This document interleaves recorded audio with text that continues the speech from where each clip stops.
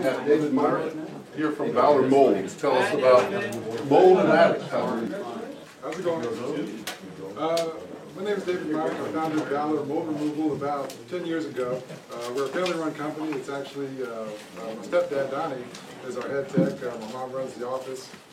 We've developed quite a reputation as a premier mold company.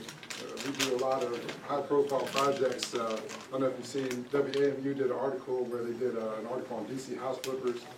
We were involved in that project. It's helping to remediate their house. We made the cover of Restoration and Remediation magazine back in June 2014, so that was nice. And really, we work with a lot of clients who are very mold sensitive. We do a lot of residential work. That's really our bread and butter. We work more with clients who are going to stay in the house for a long period of time because we follow the standards, so our work is a lot more detailed than the guys who don't follow the standards and use a lot of chemicals. So I was actually here about a year ago as just a guest to the meeting. I love you guys because you asked a lot of questions. They had a presenter, I think, from ServPro, and the rep called out, but the technician tried his best to do the presentation. He did a great job, but you guys asked a ton of really good questions.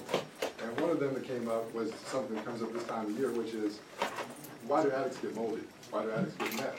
Or, excuse me, why do attics get wet? And so this is actually a pet project of mine that I've been curious about for quite some time, so I want to make a presentation on it. Yeah, all these initials behind my name, that just means I'm pretty damn certified at doing mold removal. So, we've all seen this. This is obviously moldy roof sheathing, moldy trusses that are up there. And I know you guys have wondered, why is this going on? What's the core cause of this? Obviously, mold grows when there's water. Here's another example. This is a house out in Woodbridge. Now, you'll notice, too, that half the attic is really moldy. The other half isn't quite so moldy. And obviously, you have mold going up the trusses, mold across the plywood. And I'll get to this later on in the presentation about why half the attic is moldy and the other half isn't. The accepted fixes nowadays, you guys know more about this than I do, is you ensure the bathroom exhaust fans are vented out through the attic. The dryer vent is as well. The kitchen exhaust hood, sometimes that's involved. You have the 1 to 150 ratio of attic ventilation, where you have the attic floor space mixed with the proper intake ventilation and outtake ventilation. And that's really what they're trying to do is moisture dilution. And then if all this doesn't work, then you can add a humidistat to the attic fan. The theory behind that is, well, the humidity is high in the attic, so we must do a humidistat to turn that fan on whenever the humidity gets over 60%, which is going down the right path, but it's not the fix. But the other ones are stronger attic fans, roof vents, and then obviously adding more to the soffit surface area. You have an example here for the attic fans, and then the other one here for the soffit and the ridge vent combo. Again, you guys I'm sure have seen this left and right. If you're not familiar with Mr. Fix-Its, I love his stuff. He's a guy out in Wisconsin that sells his stuff, and I love using it because it helps explain things to clients. So, I used to explain to clients whenever they had mold in their attic that it was a ventilation problem. It was something with their soffits, it was something with their ridge, maybe they need to add an attic fan. But either way, they should consult with a roofer. And the problem was, I ran into examples out in the field that it just bugged me about what the ventilation theory, the pollution theory, really just didn't work very well. One example of that is roofs with proper ventilation that still get mold. They have the proper soffit vents, they have the proper ridge vents, they have gable vents, they have everything that they need to have, but they're still moldy. And that just bugged me about why that was. The next one is multi-roof houses, where you have a house where you have the main roof over the house, you have another roof over the garage or over the living room or over the kitchen, and the roof over the main house is moldy, but the roof over the garage wasn't. The roof construction is absolutely identical, it's the same lot, it's the same everything. So again, if it's a roof ventilation problem, why would one roof be moldy and the other one not? The other one is, we see this a lot in Arlington and Falls Church. You have an old house, old Rambler, a little old lady lived in it for 50 years, and she sells it to a family of 5. They've gone through the entire house. We'll look at the home inspection report. It'll show clearly there's no mold in the attic, but then within a year or two of moving in, the family gets mold. So obviously it's the identical attic, it's the identical roof. What's going on here? And then the other one is, we only get calls for this in the winter, that's it. We never get calls for this in the summer at all. We do occasionally, if it's a house transaction and the house is being sold and you guys discover it, then we'll get involved. But clients out of the blue only call us for this in the wintertime. And the one thing too, let me say this, hold your questions till the end because I jump around a little bit in the presentation and I'll probably answer your question as we go on. So the first example is, I call it Goldilocks. And this was a house, this is out in Mount Vernon area off Route 1 by the river. She had her roof remediated about 5 years ago by another company, and she had everything fixed. She had the roof and soffits, she even had baffles. My pointer doesn't work here, but there's a baffle down in there. It was installed correctly, the insulation's right. There were no HVAC ducts in the attic, the attic exhaust fans were ducted properly. Yet she still had mold. And then here, this is kind of an odd angle, but this is looking up at the ridge, and the ridge was right again. Now, only half of the roof is moldy. You know, the top half is moldy, the bottom half wasn't. And I'll get to that about why that is in a minute. The next example, let me go back. The reason I call it Goldilocks is because just like Three Bears, you know, the porridge that was just right, this attic, everything was right. So this is the porridge in the middle. The next one is Stray Dogs and Bachelors. This was a client out in Alexandria, again off Route 1. She had a very soggy lot. She had a very wet yard. And she had bought this house a year ago, and the person she bought it from was a general contractor. He actually replaced the roof as part of the deal. So this roof is only a year old. This is all OSB sheathing. And you can see one side is definitely moldier than the other. One side has the black mold going up and down. The other side is somewhat moldy, but not nearly as bad, and then mold all through the trusses. The only thing that was really wrong with her was she had the return duct in the attic, which wasn't sealed, it wasn't insulated. And the other thing was she had old can lights, which obviously are leaky. But everything else is fine. She had gable vents and soffit vents and, you know, the whole nine, everything passed. Now, around this time I was starting to catch on that roof ventilation might not be the fix. And gave her advice that she should check into the moisture in the house. She actually brought in a building inspector who found that the HVAC system, the ducts for the supply were in the concrete slab, they were underground. And again, with the wet lot, they actually rusted out over time, so it was picking up a ton of moisture, and I'll get to that here in a second. But anyway, she took the roofer's advice instead of mine, because around this time I was starting to get into what the fixes are. But anyway, she hired us just to bleach the mold out and remove the existing bad insulation. The roofer added an attic film to humidistat, cut a wider ridge vent, and then she improved the insulation up there. And a year later, she sent me a picture of this. So the mold came right back. And the reason I call this Stray Dogs and Bachelors is because if you feed them, they'll come right back. Myself as a bachelor, I can attest to that. And if you keep giving mold water, it's going to come right back. So, yeah, I'm going to get to that here in a second too. So the temperature and humidity in the house was 63% at the time of the appointment. Now, that's just tremendously high. I think right now it's 30% or something like that where I live at. That's, you know, we had all the rain. And this is in her house. In the attic, it was 47%. So again, it went down a little bit, but not anything substantial, and I'll get to that, why that's important. Next example, I call these Arnold Palmers. This is a house actually I went to about 2 weeks ago out in off of Prosperity Avenue. These are the original owners. These are 3 hip roofs. The roof on the left is over the living room and kitchen. The main roof is over the bedrooms, obviously, and then the roof on the right is over the garage. All the roofs are built exactly the same. The roof of the garage has no insulation whatsoever. The other ones do. But the problem is only the main roof is the one with mold in it. The other 3 have no mold. So the reason I call this Arnold Palmer is because you have the half and half iced tea and lemonade. That's what you have here. Half the roofs are moldy, half of them aren't. So this led me to research why the true reason roofs get wet. Because again, the ventilation theory just didn't hold water to me because it kept running into these problems in it, these holes in the theory. And what I found was the building science guys are really the ones who have a good handle on what's going on. These are the building performance guys, the energy auditors, because they study how moisture migrates through a house and the air sealing and all this kind of thing. And what I found was the core problem about what's going on here is dew point. And the closest example I could find, well, I looked online and the technical definition for dew point was enormously complicated.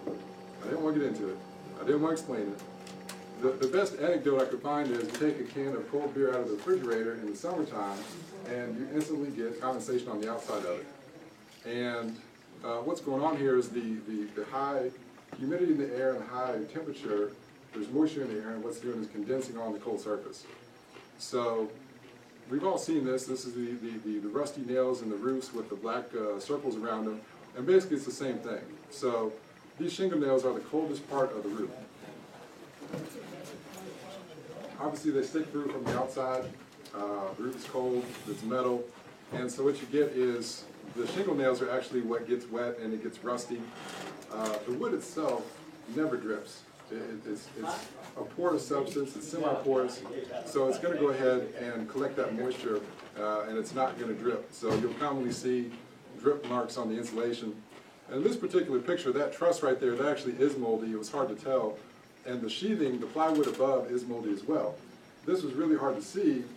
What you have to do is, when you're doing these inspections, whenever you see these rusty nails, this is obviously a big sign that there's a problem here. And so if you turn off all the lights, and you take your flashlight and you shine it at a parallel angle to the surface you're looking at, you'll make the texture of the mold pop out. And it makes it a lot easier to see this white fuzzy mold that is in attics and basements. And it's a great thing to do in basements too when you're looking at the overhead floor joists and the overhead subflooring.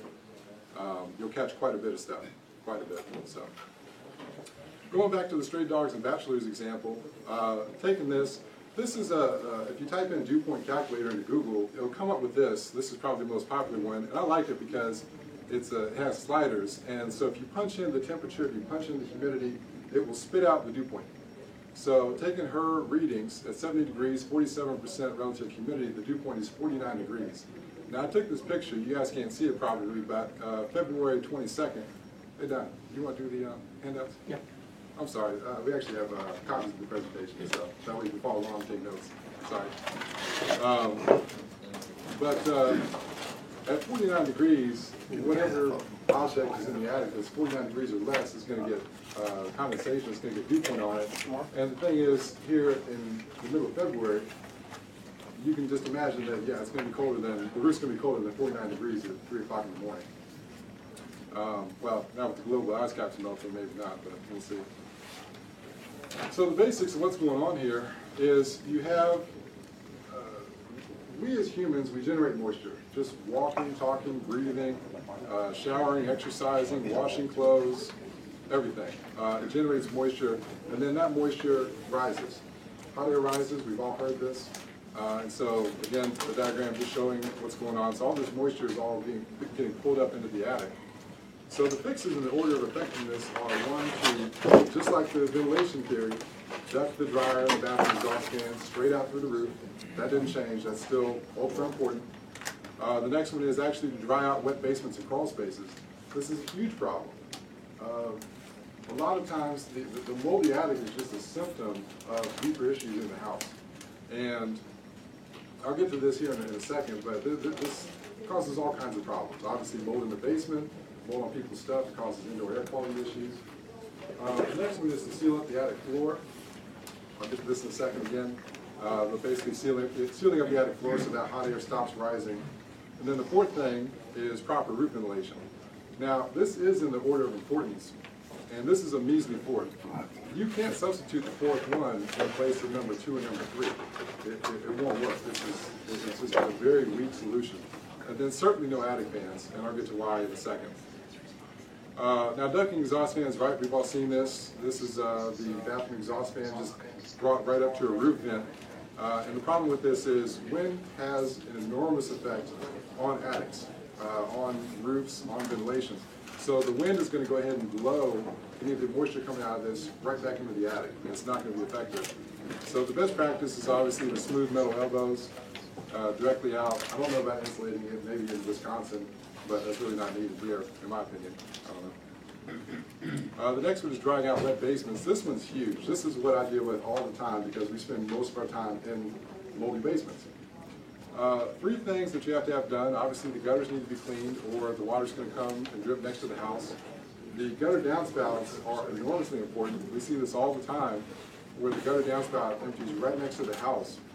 And I did the calculations a while back, and for a 1,500 square foot roof, which is pretty common in this area, for a 1-inch rainstorm, you get 700 gallons of water out of every single gutter downspout. So if you have 4 on each corner, 700 gallons. That's an enormous amount of water. And the problem, what happens is it goes into the soil, and then it sits there and it comes right through the foundation wall, and we see it as efflorescence. So if you see efflorescence in the basement foundation walls, obviously it's a foundation problem as far as water pooling next to it. Something's wrong. It's not mold, but it could be at some point. It could develop into it in the future or cause mold in the basements from high humidity or mold in the attics, because obviously all this moisture congregates in the basement and goes on up.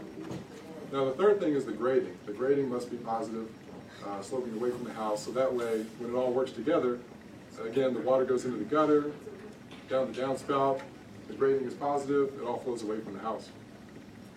Stopping the rising air, this is a diagram. You have all these roof penetrations. You have the wiring, you have the trap door, you have the vent stack, you have the top plates. Top plates are a huge one, nobody thinks of. The can lights, and these are all penetrations of what needs to be fixed whenever you do air sealing.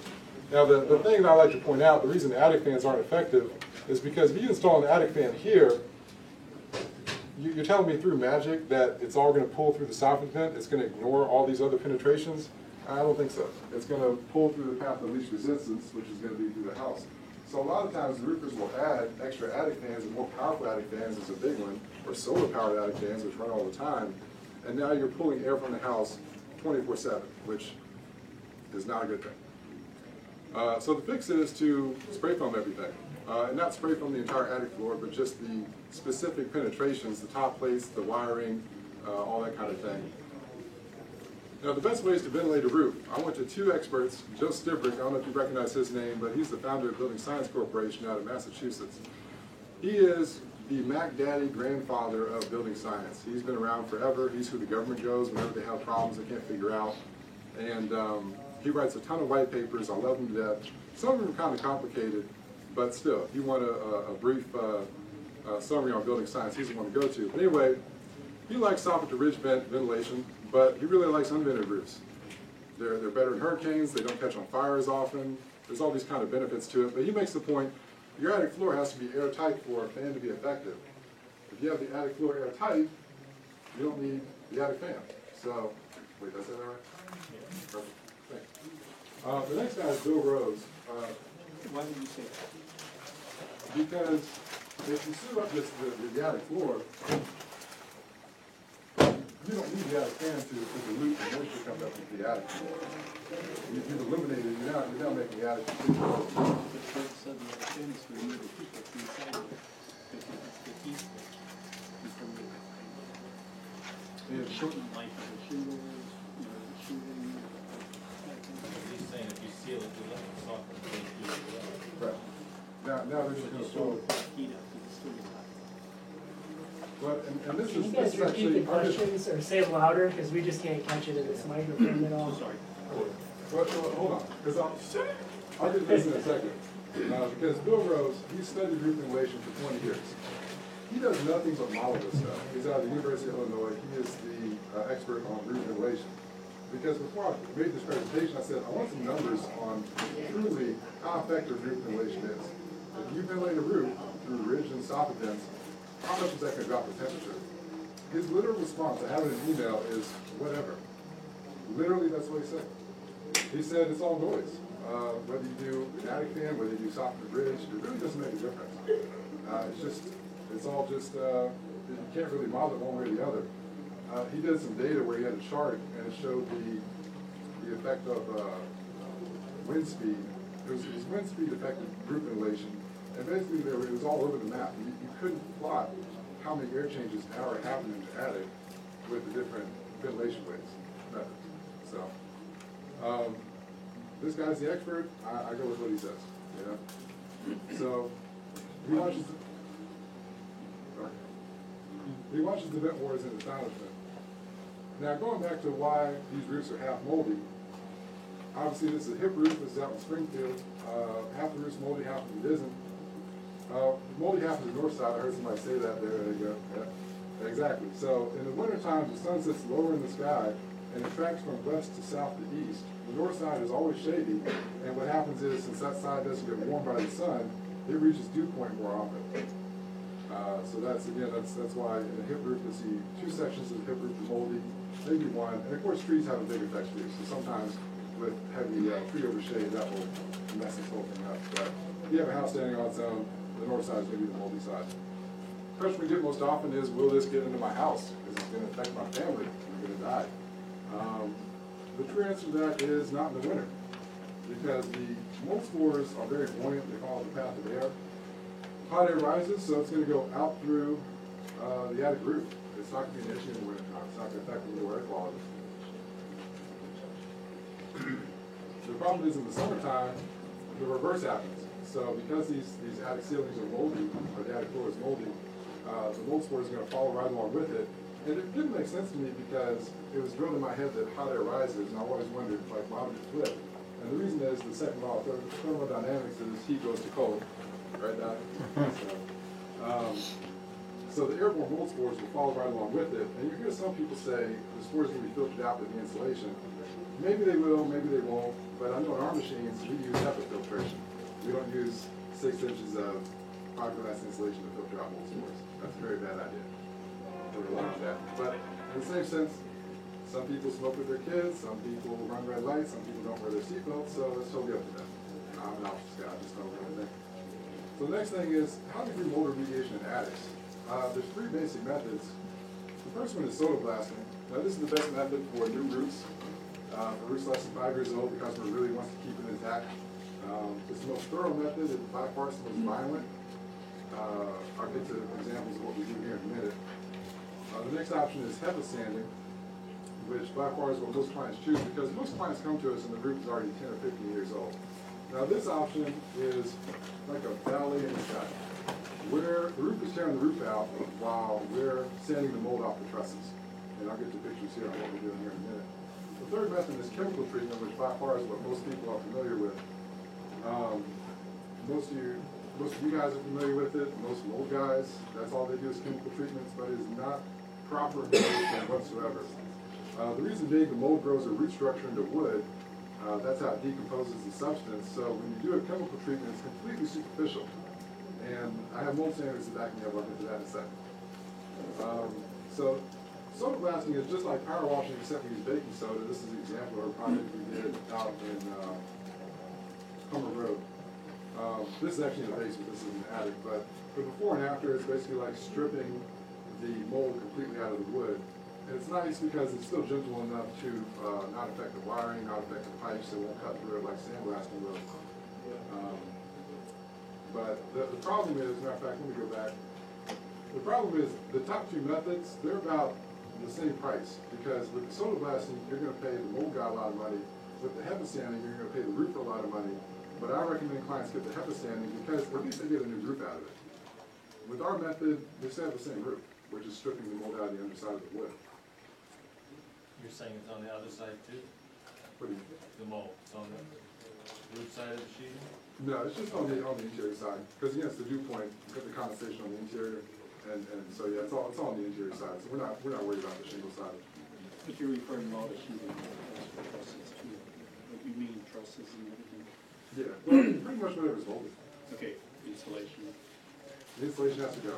Got it. Yeah, so and that's something where I leave it up to the clients when it comes to HEPA sanding, but when it comes to soda blasting, there's bits of mold spores everywhere and everything, so we mandate we have to be the ones to root that, because we have it under neutral or negative pressure, we're sucking it out with the special vacuums, so it's just a lot less health risk, than the client leaving it up there.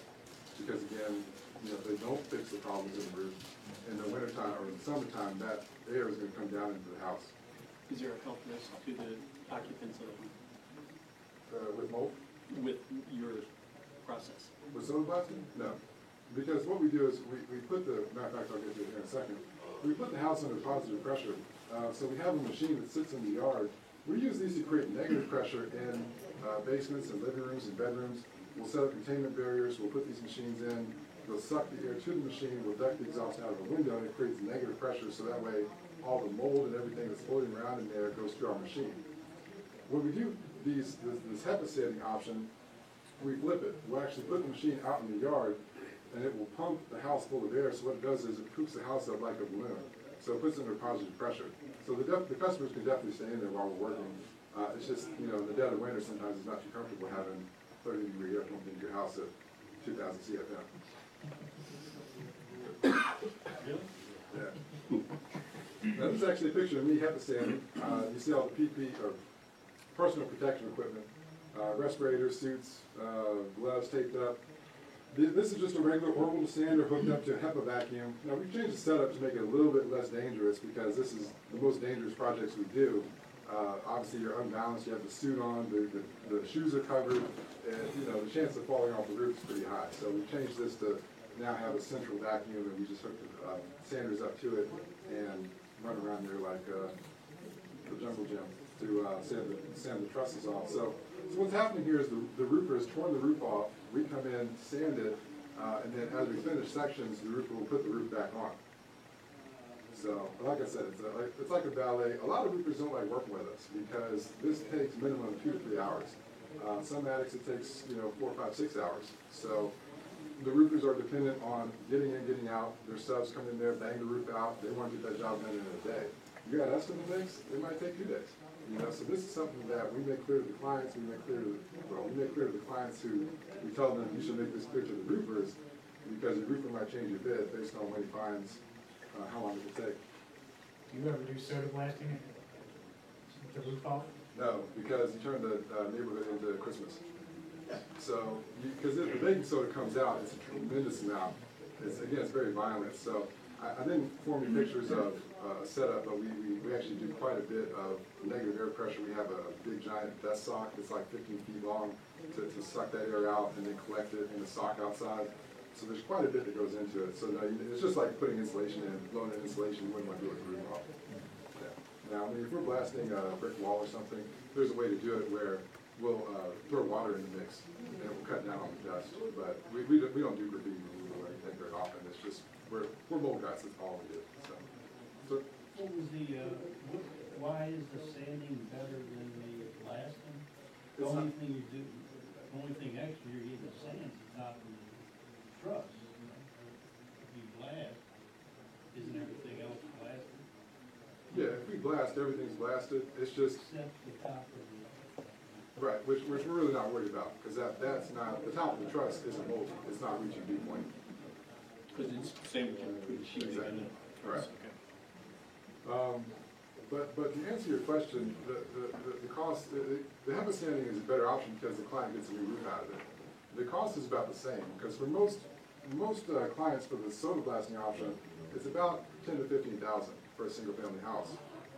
For the HEPA sanding, we charge $27.50 for it. The roofer might charge another 10 to 15,000, so they might pay a little bit more, but at least again they get a new roof out of it. And again, these are clients that are coming to us with a 15, 20-year-old roof. It's time for a replacement anyway. It's getting to be time, I'll say. So, the chemical treatments, we do offer it, but it comes with a huge caveat to go, hey, this is completely psychological. We're not doing anything proper. This is not according to code. This isn't, well, I say code. This isn't according to the mold standards. So this is the project we did out in Springfield. Again, a hip roof, before and after treatment. I mean, it's very effective. I completely understand why it's, people believe in the bleaching because it's almost magical. When you spray it on, it disappears before your very eyes. The reason bleaching is not proper remediation, I say bleaching, it could be hydrogen peroxide. There's a lot of different chemicals on the market now that are the magic liquids used to bleach the stain out of wood. But the reason I say this is because this is actually a page right out of the SR20. The IICR STAR 20, this is a book about 200 pages. This dominates my industry. It's basically the standards of if you went to any competent remediator in the country, what would they do to do your remediation? So if you follow everything in this book, you have no worries about lawsuits, you have no worries about anything because you're doing what the industry standards are. Now, when you start going outside this book, that's when you take enormous risks as to doing remediation. So anyway, I love this chart. This is on page 162. There's a copy in your handout, but what it says here is a chart that says if you have wood, you have to wire brush it, sand it, or blast it. Nowhere in here does it say you use chemicals. It's not in here. As a matter of fact, on some other pages, it specifies that chemicals are not a part of remediation. So, now the thing is, a lot of companies get away with this because mold is completely unlicensed in the district, Maryland, and Virginia. So it's a complete free-for-all. If you can make a business card, you can call yourself a mold remediator. So it's the Wild West. Get a home inspection. Yeah. I was amazed too, you guys aren't licensed, huh? Next year. Yeah, it's ridiculous.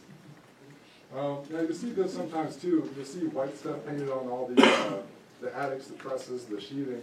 These are mold coatings, these are encapsulants sometimes they're called, and these are meant to protect the wood and to give some time before mold starts to grow. They are effective, but the thing is, nothing man-made is going to beat back Mother Nature.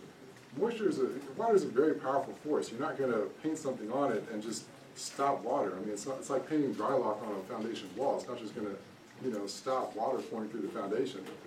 You have to do more than that. So this is an example of a property. This is off of Prosperity Avenue, I think again. Yeah. Anyway, she had remediation done about 3 years ago, and as you can see, mold grew right back. So again, there's no free lunch. You really have to do this right, take care of the moisture problems. If you take care of the moisture, you will never get mold back in a million years, no matter where it is in the house. And that's why I tell people, it's always like, well, what's your guarantee? Are you going to give us a year guarantee or 10 years guarantee on workmanship? I don't know if you're going to fix the problem. I don't know if your roofer's going to fix it. I don't know if your plumber, I don't know if your foundation guy's going to do his job right. So, anyway, that's the presentation. What do you guys have? So you have no warranty